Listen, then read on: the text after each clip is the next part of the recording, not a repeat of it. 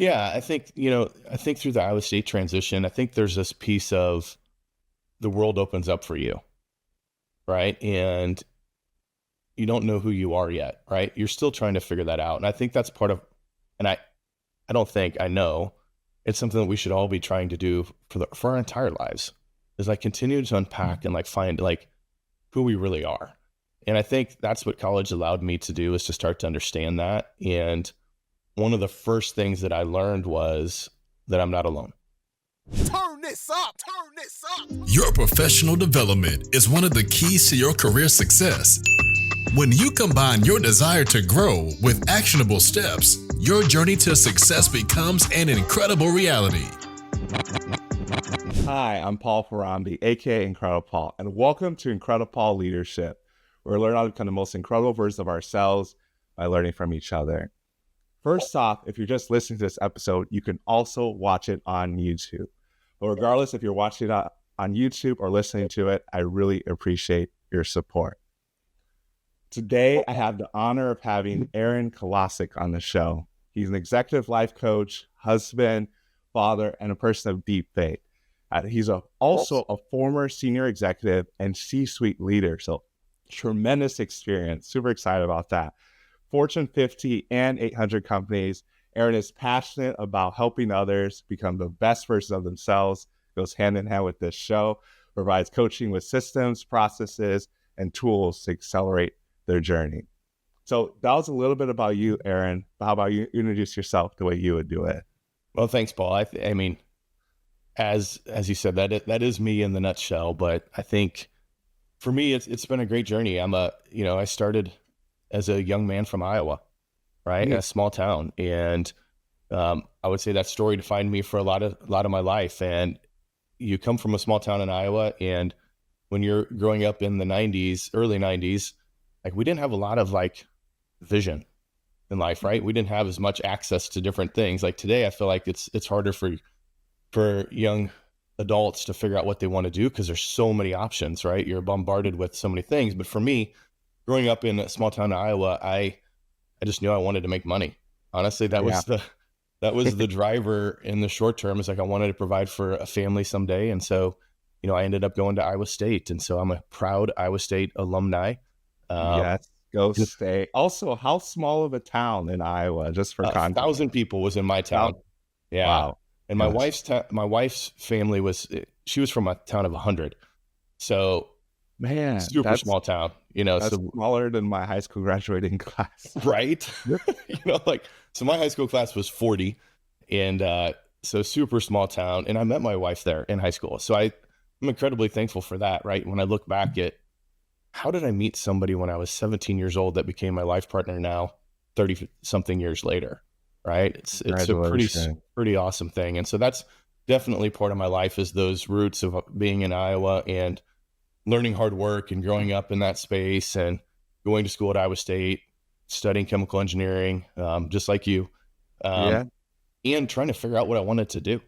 And as you know, a lot of us graduate from chemical engineering, but we never do a lick of engineering, right? And that was kind of how it happened for me. I decided to go to work at Procter Gamble, so a pretty big company at the time, and I went to work in Iowa City. And so right there in Iowa City in the heartland, and as difficult times as a cyclone to be in the Hawkeye territory, but you're in Hawkeye country. I know, but I adapted. But it was a great time. I mean, I grew up in operations, so I was in factory for the first 11 years of my career, and I learned a lot of things through that. And when I was 25, I remember there was a moment where they said, hey, you're going to have to move to get to director level. Like this was a conversation that happened. And probably, an important part in my life is my younger brother, who was 14, I was 25, was killed in a car wreck. Oh man. And it was tough for the family, right? It's been 24 years ago, but I made a decision at that point to stay in Iowa City until my younger brother graduated high school. Right. So I wanted to make sure that he had a brother around. I didn't want to move away. And, it was the first time that I crashed the corporate stories, right? Where the corporate stories are, you have to move. You got to move. If you don't move, you're not going to Yeah. get promoted. And at that moment, I kind of just took a stand and said, I don't really care. Right? If I don't get promoted, that's fine, but I'm going to go do everything I can to crush the results on the things that I'm working on. And at that point, that's where I kind of just let it go. And by the way, I still got promoted. They still promoted me to director because I still think if you put numbers on the board, that's really what matters, right? At the end of the day, like there's a formula that we think that can help develop, but at the end of the day, results matter. And That's still true. Oftentimes when I coach or talk to young, people earlier in their career, I'm like, I've got to get all these experiences. I'm like, experiences matter, but results also matter, right? It's like, you just don't want to check the box. It's like, yeah, I was this. And so I stayed in Iowa City for 11 years. We'll come back to some of that, but moved to Cincinnati. We had 2 boys when we were in Iowa City. So I have two boys that are now 23 and almost 21. And we moved to Cincinnati for the first time in 2009. And I took a role that allowed me to see the inner workings of the corporate environment.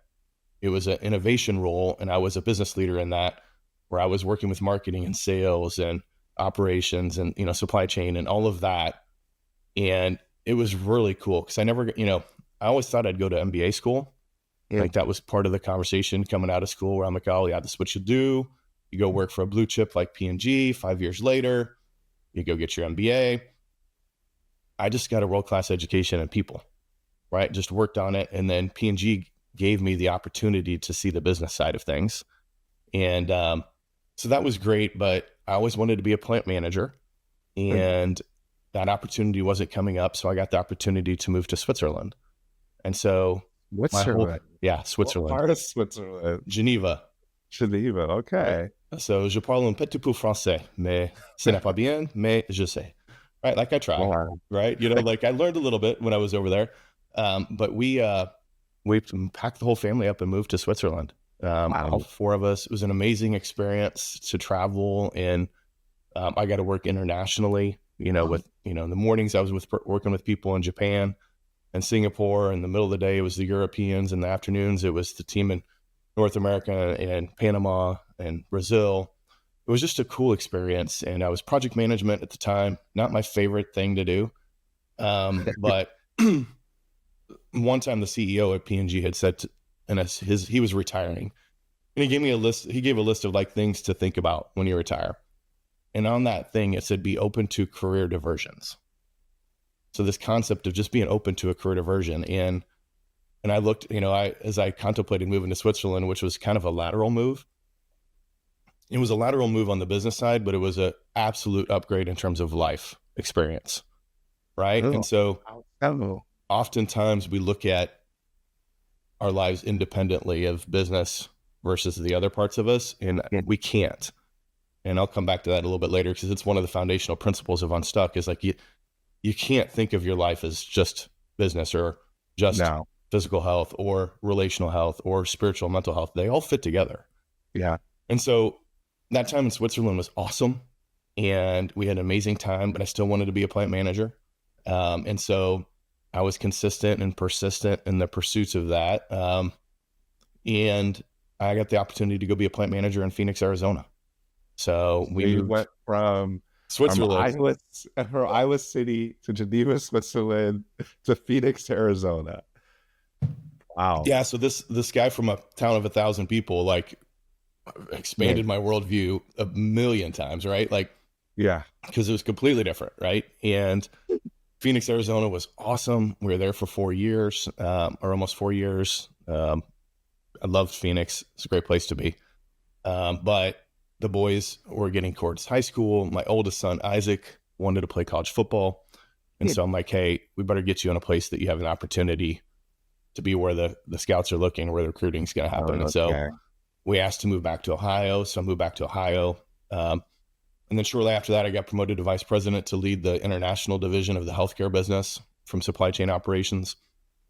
Wow. And when I did that, I took the role knowing that I'd have to live in Switzerland myself again.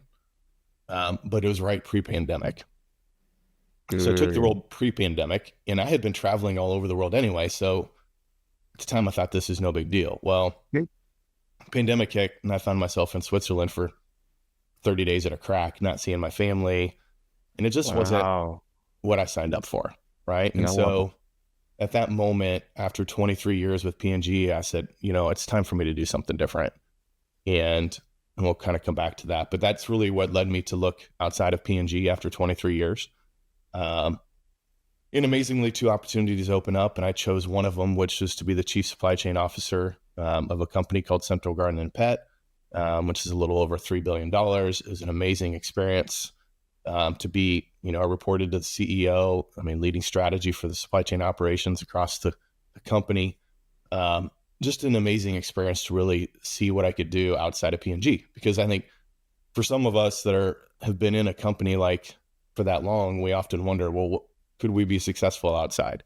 And these stories start to, you start to wonder, like, your stories actually hold you back, or they can actually push you forward.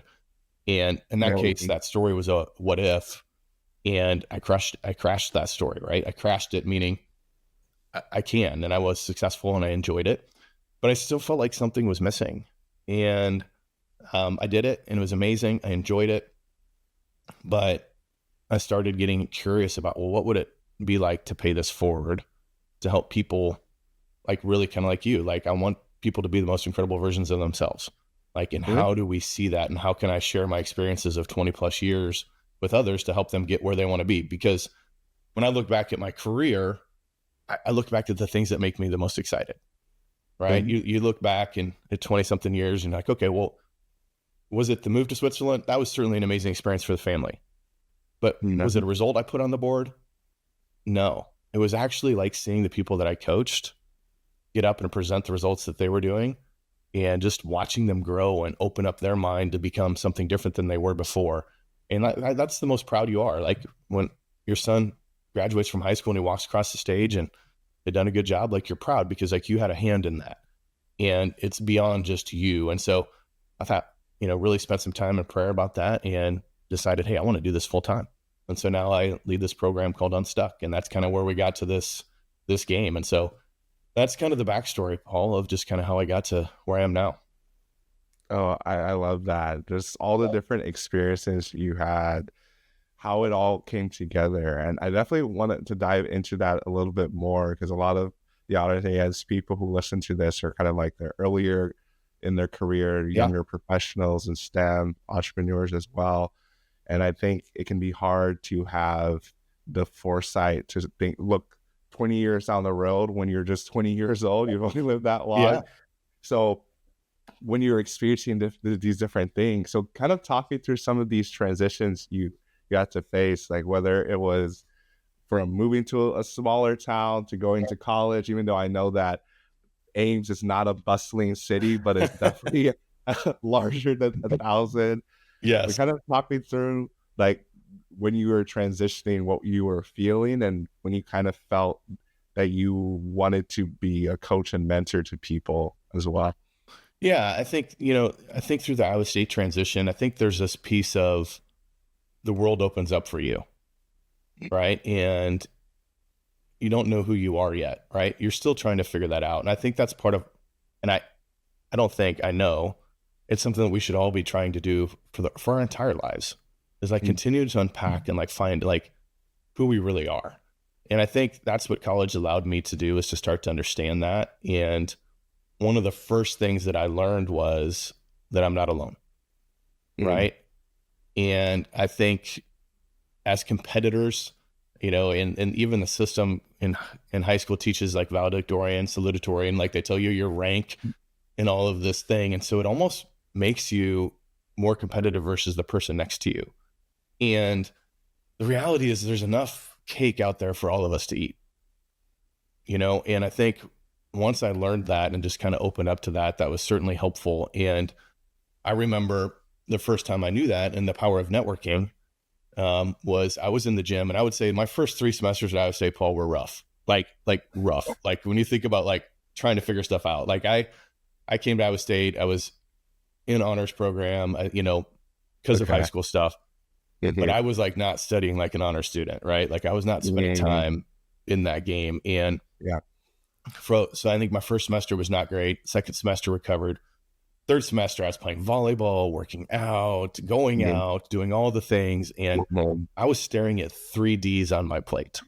Oh man. Like 3Ds, like organic chemistry, physics, second semester. Oh man. A lot of right-hand rule stuff. And, and biology, which I was taking biology because I was thinking maybe I'll do pre-med along with chemical engineering, right? Because you're trying to figure it out. I hated biology. Like it's memorization. It's not like it's that hard. I just couldn't go. I couldn't get myself to go to the class. But I was in the weight room and I was lifting weights, and ironically it was leg day because that was not a normal day for me. Like it was like I was doing it. I was there though. Yeah, I was like, buddy of mine, leg day. Right? Nobody wants to it's try not to skip it, but it's I understand.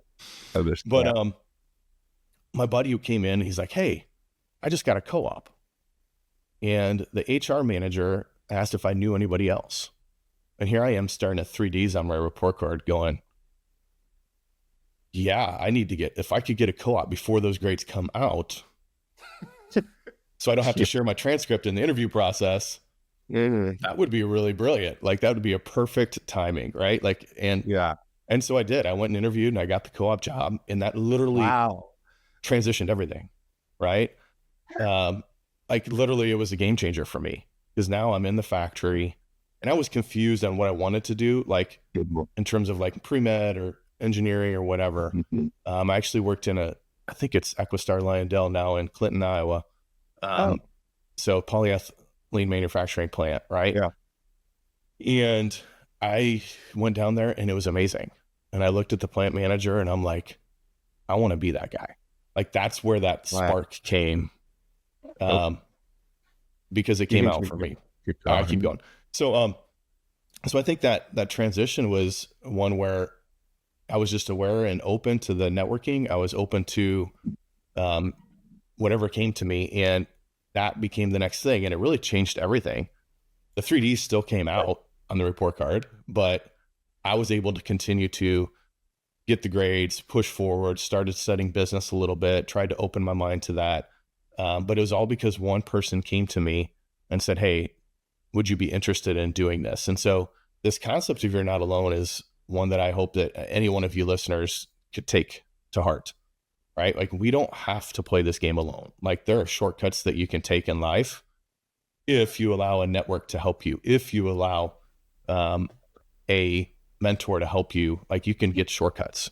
And I think that for me is like one of the things that I learned that I've now teach. It's like one of the 6 principles that I teach of Unstuck is like, you're not alone, right? It's just stuck. It literally has been with me for the 20, something years of the transition.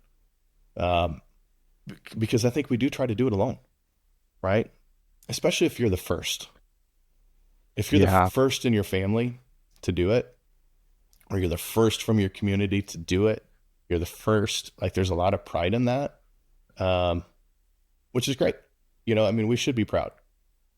But if you just open up to let somebody else help you, like you could really like go faster, right? And so I think that's part of what you do, right? That's part of why you're so passionate about what you're doing is opening up those ideas. Yeah, absolutely. Because I feel like mentorship, we talk about it a lot. Like, and I think sometimes it's easy to just focus on just one person helping you. But I think mentorship is like a community aspect. It's like you have a mentor in this area, in that area. So I don't really like the idea where we talk about people being self-made, because no one's really self-made. We all have people to help. Yeah. And who cares? Like at the end of the day, right? Like self-made, like I just want to make it. Yeah. You don't want to, like at the end of the day, like your family doesn't care. Your friends don't care. We want to celebrate our success. And by the way, I would rather celebrate it with people I care about and the people that care about me and say, thank you. Right. And this piece of gratitude, and just like, none of us wants to do this alone, because if you did it alone, then you're going to be standing there on the top alone. Yeah. And I think John also talks about this. I think you've heard him say this before. He's like, hey, you're not a leader if you look around and there's nobody following. Yeah. Right. You're just taking a hike at that point. Right. You're just taking a hike, and you might have done it alone, but then it's not worth it. And so I think that's a big concept of just, I think, for people to take away. when I was that age, I also, again, like many people probably listening, I wanted to make more money. Like I wanted to have side hustles, right? And that's why I started selling nutritional supplements. And I started that because at the time, one, I was pretty into health and fitness. I always worked out. But my wife was pregnant at the time, and I'm like, how do we get a little extra money to take care of things and give her the opportunity to do what she wanted to do? If she wanted to keep going to school or grad school or working, great. If she wants to stay home, great. So we got into that, and we got into network marketing with Advocare, which was an amazing company. And I had a great mentor in there, but I thought I was going to be rich, man. Like I was like, man, the guy I was working with was making $70,000 a month. And I'm like, I can do that. Wow. It was big money. And what happened was I went to everything. I did the stuff. I sold nutritional supplements. I still make about $600 a year from that company 20 years later. Just in commissions, because people still, the products were good. Yeah. But what I learned through that was not the direct marketing. Yeah, that was not for me. Or the network marketing.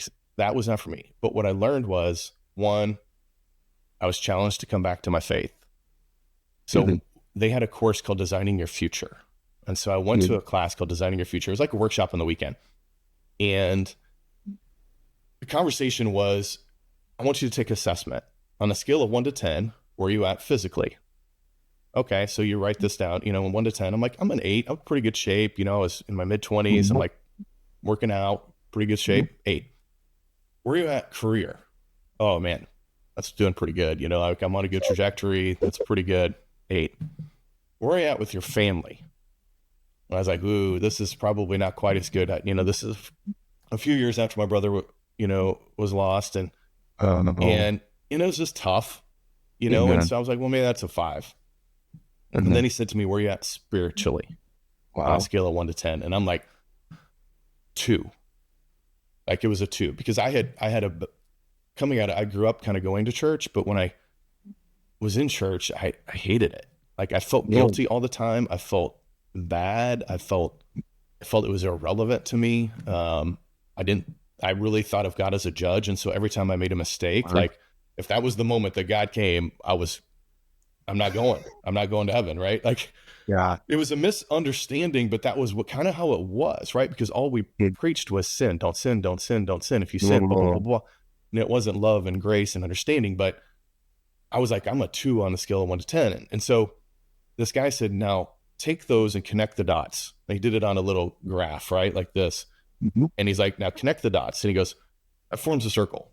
And he goes, that circle is the wheel of life you're rolling down, and you will never go further than the lowest number on your score. So if you've got a 2 on a scale of 1 to 10, you're going to be a 2. Your life is going to be constrained by that. And I was like, whoa. And it was a profound moment for me, right? Because it was, this is also one of the principles I teach, is like the weakest link. It's this concept of like, hey, if your physical health is great, then you've got a better shot at work. Like you feel better at work. You're energetically available. You're going to do better. If work isn't good, then family life can be tough, right? Because you're stressing about finances, and we often wait for something to break on the family side to make it like, I view this as a failure analysis, right? Like you have this big breakdown. It's like, well, why do we wait for the major breakdown in a family relationship? And because we all know, like if somebody's working and they say, oh, so-and-so is going through a divorce, or so-and-so is having a hard time, like we give them all the grace in the world and all of that, which we should. But man, what if we spent the time preventative maintenance on that? Think through that, like that piece that you can do ahead of time. So this whole concept of all 4 of these things working in harmony to be our better selves really stuck with me back then. And that was as a young man. And then I took that and I thought, well, at P&G, I had learned a ton about operational excellence systems, right? And like, that's the backbone of continuous improvement, right? We had learned TPM early age. I've gone through all of those things, and it's just part of who we are as proctoids. And I thought, but what if I take this Gantt chart approach to the business, like that line operation I'm leading, and continuous improvement, and put it in my life? And so my wife and I went on a retreat, and we laid out like our goals in each one of those areas. Like, here's where I'd like to be, our strategic plans for like our relationship. We're like, well, what does that look like? What are the things we'd like to do? Date night and all of these things. Spiritually, well, what does that growth look like? I'm like, well, we need to find a church. And then we put that on the list. And so I basically created a Gantt chart or Excel master plan for my whole life. So, I mean, I still have it, Paul. Like I have the spreadsheet from 2004, I have the Word document from 2002, where I could show you, here's what I was doing on daily disciplines. Here's what I was doing on spiritual health or mental health. Or here's what I was doing on my physical health. And I was really intentional. And so this concept of like, you take the weakest link and then we actually apply a strategic plan to your life, like on every aspect of your life. Because again, I don't want to wait. And so I put it into plan, do, check, act, right? It's like I do this whole thing, right? Where we're like, again, because I think oftentimes what we'll do, and we're coming, you know, as this airs, like we're into the new year. Well, you probably set New Year's resolutions. Well, New Year's resolutions in themselves like aren't bad, but if they're not grounded in a why, or kind of like in my words, a strategic imperative, like this is what I want. Yeah. And then if you don't put plan, do, check, act, meaning you don't have quarterly business reviews, it's one of the posts I have sometimes, like, we do it at work, but why wouldn't you do it on your personal life? Because what happens is we drift, right? You know, you put a system in place in operations and it's not going to stay there forever. You have to monitor it. You have to maintain it. You have to make sure that you're doing the right things to clean, inspect, lubricate. You're checking the center lines. You're doing, you know, the preventative maintenance to make sure that the oil has been changed. You've got to do those things. And if the results start to leak, you make adjustments and you figure out what that is. If there's a breakdown, you analyze it and you figure out how to like fix it. Why can't we do that in our personal lives? Right? Like that's a huge concept that I started doing years ago. And so that was a huge transformation for me. And that happened in my mid-20s. And that's part of what led me to, you know, make some choices of like, no, like I'm not going to compromise my family for work. And we would stretch. I'm not saying we wouldn't stretch, but at the end of the day, like if I ever felt that I was compromising my family, and there's a podcast episode that I did that talks about with my wife, where she talks about a moment where like some things were not working in my family. It's one of the reasons that led me to leave P&G. Like I told her I would burn it all to the ground. Right? Because if you're not willing to do that, you know, that's the fuel. Like, why do we do what we do? Yeah. What's the point in the climb if your family's looking back and say, I don't even know you? And so, so that's a huge piece of the story for me, is just like, that really started to define who I am, of like in the transition. And so when we moved to Cincinnati, it was, again, maintaining that piece. When we moved to Switzerland, it was amazing from a family perspective. But I'm constantly doing a check across those areas of my life: my physical health, my spiritual health, my relational health, and then my career and finances. Like I listened to one of your guests a few episodes ago, Lori Holt, who mentioned, talked about this piece of what brings you joy. And then she talked about understand your finances. And like, I can't tell you how many people we have this conversation with, but one, if I was to encourage anybody, like one of the 6 principles is you deserve to be happy. It's powerful. Like, and I want to give you that, like you need to have that and understand, like you actually deserve to be happy. And I think the society and business and careers make you think, no, it's all about sacrifice. There's short-term sacrifices, right? I mean, it doesn't mean that it doesn't ebb and flow. But if you don't like what you're doing and your boss is micromanaging the heck out of you, then provide the feedback to your boss. And at some point, you need to get out of that toxic situation, because you will not be you anymore. And I found it out personally. I had a boss that I just wasn't good for me. And I was in that situation for 5 or 6 years. And I remember, to this day, a mentee of mine on a phone call that said, "What's the matter with you?" I'm like, "What?" Your mentee said this? And she sends me a Teams message one day. She sends me a message. She goes, "What's the matter with you?" And I'm like, "What are you talking about?" She goes, "You're not being yourself." Wow. And I was like, "You're right."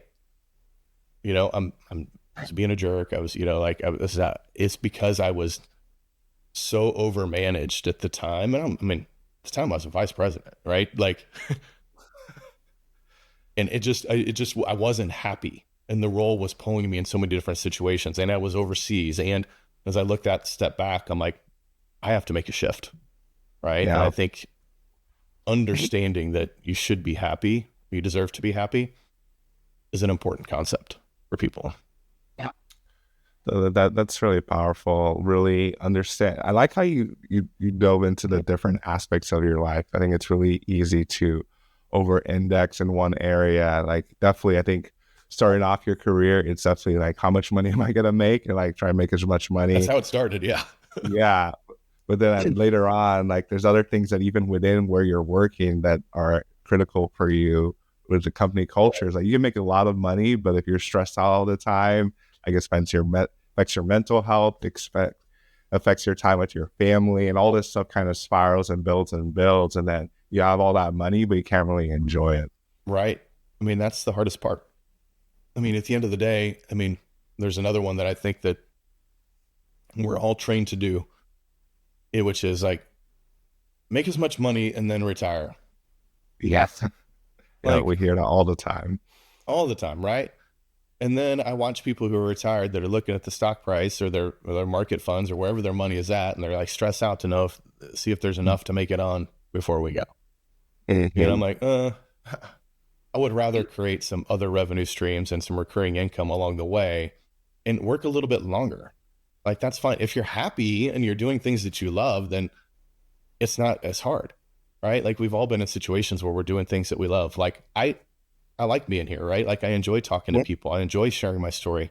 Mm-hmm. This doesn't require, it doesn't even require a lot of energy. And in fact, I'll leave this call with more energy than I started because I want to help, right? Mm-hmm. And it's fun to share. And that's different than other things. So like, I could do this for the rest of my life. It's a different conversation. So I think we all should be thinking through this. Like, what's it really worth? Like, it's not like the story of like, well, hey, when I retire then, or I get to this then, you need to live life along the way, guys. You need to live life along the way. You need to make moments of joy. And I did learn that in Switzerland. I would tell you, like, the family dynamic was very different in Switzerland. Europe in general. Oh yeah. Like, I know there's a lot more. Like, there's a lot more emphasis on breaks and vacation in Europe than in the United States. That's for sure. Yeah, it was.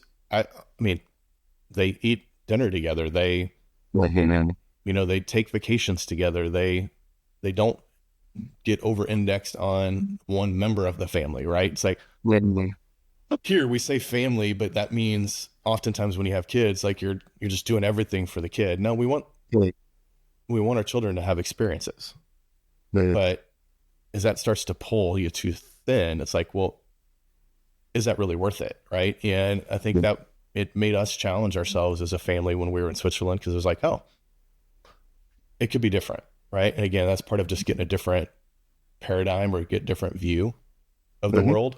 Like, I think that's really important, that we look at people that are different than us, to start to get different perspectives. Yeah. Yeah, I agree. Perspective is everything. And I know you have a lot of perspective from the different experiences you've had. And then even being able to pour into other people as they're coming up. And I tell young professionals, even students, that you don't have to wait until you feel like you're at a successful point to start to go back and lift as you climb. Because, and I don't know if you feel this way, but I definitely feel this way, is that I feel like I learn more from this person just a step ahead of me or a couple steps ahead of me than someone who's super far removed. Because sometimes people look at, okay, I want to be a billionaire someday, so now I'm going to look at the Steve Jobs of the world when he was still here, or like Elon Musk, all these different people. But you can learn so much more from someone who's like, when you're even like a freshman or sophomore in college, you can learn from seniors, or you're a senior, you're learning from someone who just graduated.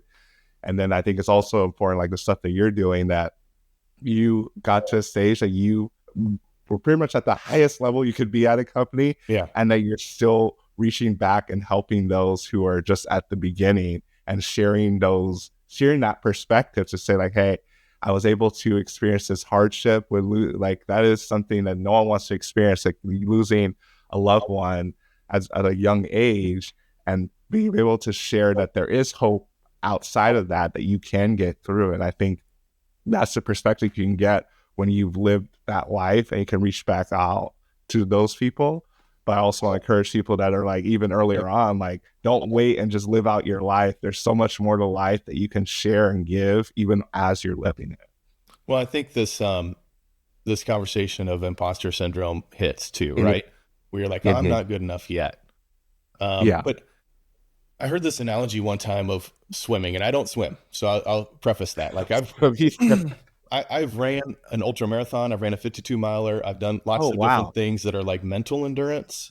Like you got to get out there and just kind of put in the work. It's really, you follow a program and you do it. And frankly, I think you can do it if you just follow the program. But I've never swam. But I'm told that when you go to a swimming pool, if you're going to do training, like they line you up in the order of your times. And so they'll say, how fast are you? And so they'll put you in a swim lane that is relative to your speed. So if you can go back and forth in a minute, you're kind of like right in the middle. If you can do it in 50 seconds, you're to the right. If you can do it in 2 minutes, you're to the left. Okay. And so this concept is like, there are always people to the left of you, meaning there are always people that are looking up to you no matter where you're at in the game. Wow. So to your point of the college student, okay, then the high school student, if you're just graduated, those folks that are trying to figure it out, like there's always somebody to the left of you. And I would say to your point, don't wait to share, because the people to the left of you, they're always there. And there will always be people to the right of you that are further ahead. And so I think your point of like me looking at what Richard Branson does now doesn't really help me because what he does now isn't what he did when he was where I am. Right. And frankly, he has forgot what it was like to be where I'm at. Right. And so but the person who's just ahead, maybe a couple steps ahead, like that's really helpful, because you're like, oh, they understand what it's like to be me, right? And so I think this whole concept of the swim lane of there's always somebody to the left of you and there's always somebody to the right keeps you grounded, because the fuel for the journey sometimes is in the looking back, right? And I think as drivers or high achievers, this one of the biggest things that I've probably shifted in the last 5 years is about stories in my head. And so what I didn't understand was this concept of identity, of who I think I am, and beliefs and stories. And so we often tell ourselves, I would tell you, I didn't know that I could be successful out of P&G. It was a story, right? Wow. And so I was worried that I wouldn't be able to do that, right? It almost held me back because the story of what that was like. I tell the story of being from a small town now I'm super proud, but I also used to think, wow, I made it. How could I do any more than this? Like, this is where I came from, like it holds you back.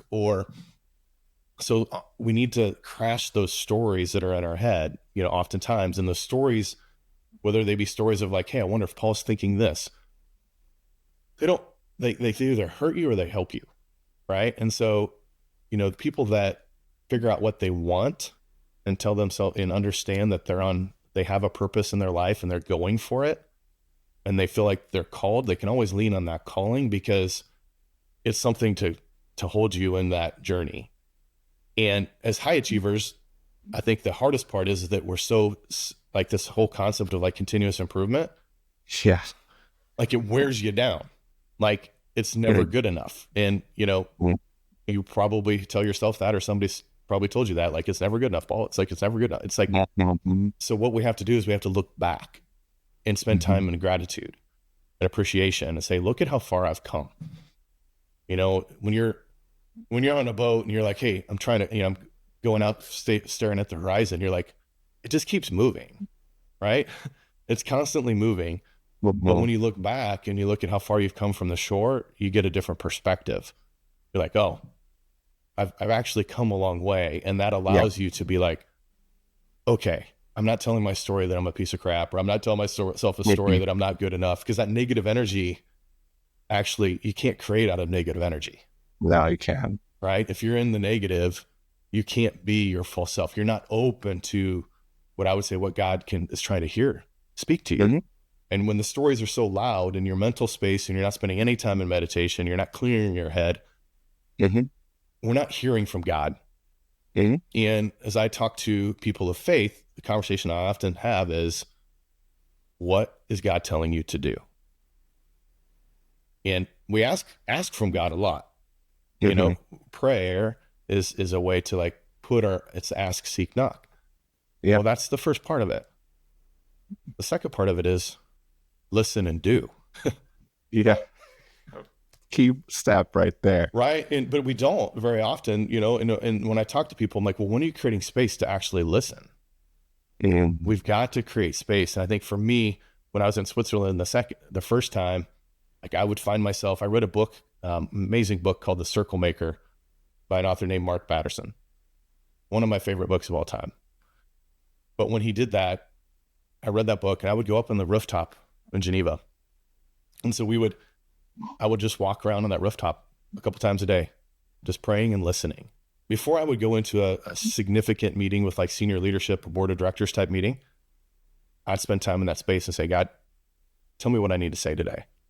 And just, again, clearing the air, letting that be peace. And, you know, my brother-in-law, Roger Brecht, who was on, I think, episode 50 with you, Yeah. he would go up to the top of the Bendex, you know, like in one of the operations. And like, he tells this story, like he would go up there and do that because it's something that we talked about. I'm like, dude, if you can create the space to hear and do, like it's a game changer. Because then again, it's this whole concept of like, how do we, like everybody talks about cheat codes, you know, like, you know, and me growing up as like the Nintendo first generation, there was cheat codes that we could play. I remember there was a video game called Contra, and there was a little cheat code. It was up, down, left, right, B, A, select, start.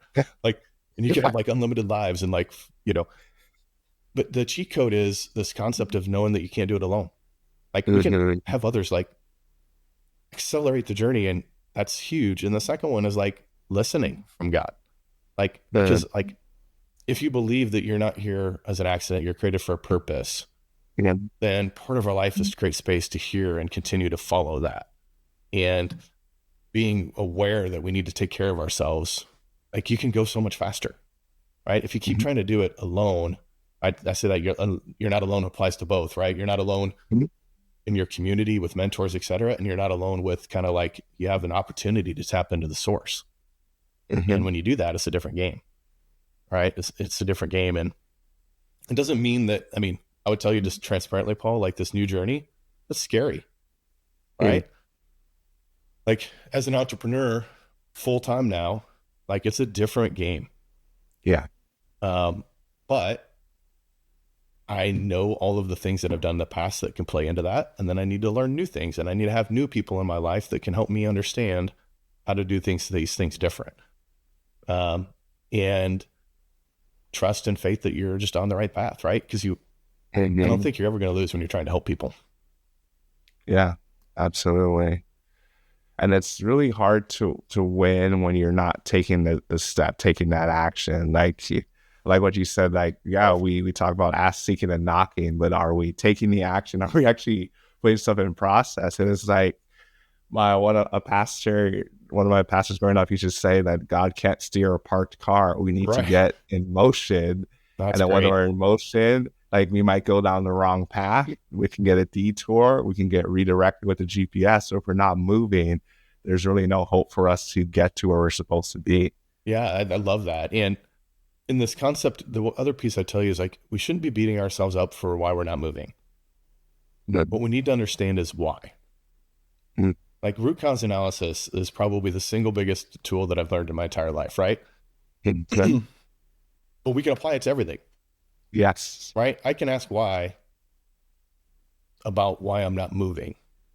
And it oftentimes comes back to this concept of the story. Right? Limiting beliefs. Yeah. Right? And again, it's like, okay, well, what would be true if the opposite of the story was true? Right? Because oftentimes we have to ask ourselves this conversation, the story is like, is that story really true? Can I not be successful out of PNG? I don't know.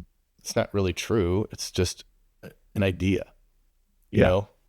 Have I been successful? Yeah. I've been part of a church plant that, you know, in Iowa City that was 50 people and now runs about 1,000 people, you know, 10 years later, you know, 20 years later. It's an exciting thing. So there's other things that I can do to draw on. There's a guy in entrepreneur world today named Alex Ramosi. I don't know if you've seen, he's got a great couple books, $100 million offers, $100 million leads. But he often talks about, like, if you're trying to push something forward and you're having a hard time, go stack up lists of your wins from the past that help you understand that this story that you can't is not true. Like, if you go stack these unbelievable truths about yourself, hey, you did this at Iowa State, you went to chemical engineering school, you did this at, Nestle, you did this at like, you've done this, boom, boom, boom, boom, boom, boom, boom. And then you're like, that can kind of help you bridge that gap between the current story and the movement. Like, get that car moving, right? It's like you can go back and look at the past in terms of wins and move it forward. So I love that story on the car. No, that's really powerful. And I feel like we can go on and on. Yeah, but for sure. We're running out of time. But I want to make sure if there's anything that you haven't shared about either yourself personally, professionally, or words of advice for people listening to this show, that you can share that. I think maybe two things here real quick. One, I think the one last principle that I didn't share was living by a code. This piece of radical honesty is so important. And in the world where we try to fake it till we make it, we doctor everything up on Instagram, we photo, basically, you put a filter on it, all of these things. Guys, it doesn't work. Like, you need to be honest with yourself and the others. And so if you are brutally honest with where you're currently at, you're brutally honest with what you really want, and be okay with what you want. Because for a long time, I wasn't okay with it. I felt guilty for some things that I wanted. And it's like, stop that. No, I want that. Right. And I want that because it's on my heart. It's okay. Because others will tell you shouldn't want that, Paul, and say, no, I do. So be honest with yourself. If we can be honest on where we are and with what we want, then that opens up the doors to a lot of other things. Right. And so I think this piece of just being brutally living by a code, telling the truth, is so important. And I think about myself, I think it is my mission to help, like, people that are in that senior manager, director level to get to that next level, right? Like, that's my passion, because I really want to help them through that journey. And it all starts with just kind of understanding where you're at. Like, kind of, where are you at? Back to the assessment that I took 20 years ago. And that's why I created a virtual assessment at unstuckmasterplan.com that you can go take. It's free. And then I'm going to send you a list of tools that are free, PDFs, that can help you, like, walk through the journey of, like, how do I do a strategy on my personal life? And it's all out there for free at unstuckmasterplan.com. And that's super important to me, and helping people at that level, because I know how hard it is. I've been there, like, early 30s, but you're getting there, right? Like that. Yeah, I'm right there. 30. It's tough, right? It's like, it's tough. You start thinking about family, start thinking about all these other things. And, like, I want to help you navigate through that and kind of get through it quicker. But it starts with just getting perspective, right? And the tool does that. And then I do help entrepreneurs that are in this world of, like, hey, they're overwhelmed and overrun, right? Because they don't have the systems. And I mean, COO type roles, like, I've done that my entire life. And so I can help people put the systems in place to kind of capture their life back. And I do work with them. And then the last group I work with is burnt out senior execs, right? So oftentimes that climb to the top did sacrifice, and some things are burnt and they don't know how to get it back, because what got them there, what from here to there won't get them from there to the next level, right? And so I can help them, because I can be transparent with them, right? Because I've been there, right? I can challenge them, push on them a little bit, say, that's a story, and that's really my passion, is really kind of playing this game and just helping those three groups of people out. Oh, that's really powerful. And thanks for sharing about the Unstuck Master Plan. I'll make sure it should come across the video, how to get connected with that, but also be the show notes for those of you listening. Maybe you didn't catch it. You can also go back and listen to it, or you just click in the show notes. But Aron, it has been incredible having you on the show. Your story is incredible. Thanks, keep saying that, because it's just from where you said you were started out growing up in small town Iowa, going to Iowa State, joining P&G in Iowa City, going to Geneva, having a phenomenal family experience, going to Phoenix, Arizona, back to Cincinnati, And even now in this journey of entrepreneurship, which life is a journey, but I think entrepreneurship is a journey on top of that. It Sure. has its highs, has its lows, as you kind of talked a little bit about that. Really, that I love your intentionality behind helping people and how you've been doing it for a long time, but even more so in this season as an entrepreneur, that's what you're really dedicated to. And I think that's incredible. Well, thank you, Paul. And anybody wants to get a hold of me, they can find me or follow me on, it's easiest on LinkedIn or Instagram, but it's at Aron Kolosik. Believe it or not, I'm the only one in the world. So like, I'm pretty easy to Google. So but yeah, they can follow me on LinkedIn or Instagram, and I try to share helpful things, that I think, just can kind of capture you in a minute. I do have a podcast that, I share on there as well. So yeah, please go listen and hopefully you'll find value in it. Yeah. Tell them the name of your podcast. Yeah. My podcast is named Unstuck, Break the Mold and Become Unstoppable. And so it's on Apple, iTunes, and Spotify, but not on all platforms out there. So if you go out there and take a look at it, I've got it'll be 30 plus episodes out there, 15 to 20 minute segments for the most part, just to try to keep you some bite-sized stuff on the way to work. I do have 2 longer ones. I had my wife and my oldest son on there because I also think it's important that you hear my story from a different view, right? Mm-hmm. Because it's, my family is super important to me. But the reverse side is like, well, what do they think about it? Right. And so like, I've got a couple episodes on there that are a little bit longer because I want them to share their story and how they view it. Yeah. Right. To be the son of I think a high achieving father is not always easy. And so from his point of view, what's that like? And so the best testament I can work on that is that he's 23 years old, graduated from college, played Division I football. And now he works for me. And so like, he wants to work for me. And so like that to me is a good testament of like, okay, this is working. Right. So yeah, that's a lot. Right. He wants to be around, and both my boys are amazing and they're in the area. So the other one is in architectural engineering at University of Cincinnati. So keeping one in the STEM space as well. So yeah. So that's really cool. I'll make sure the podcast is linked in the show notes as well. But like I said, for really turning to the listeners now, I hope you got something from Aron's story. I know I did. Just, it's inspiring. It's really a story of resilience and one of intentionality, which is something I really intentional person. So I really resonate with people who are intentional about what they're doing. And I think it's kind of funny. And I've been realizing that a lot of the stuff we learn in continuous improvement manufacturing really go hand in hand in life. You talk about the strategic plan, the Gantt charts, root cause analysis, why-whys, fishbowl, maybe not necessarily fishbowls in life as much, but definitely the why-whys.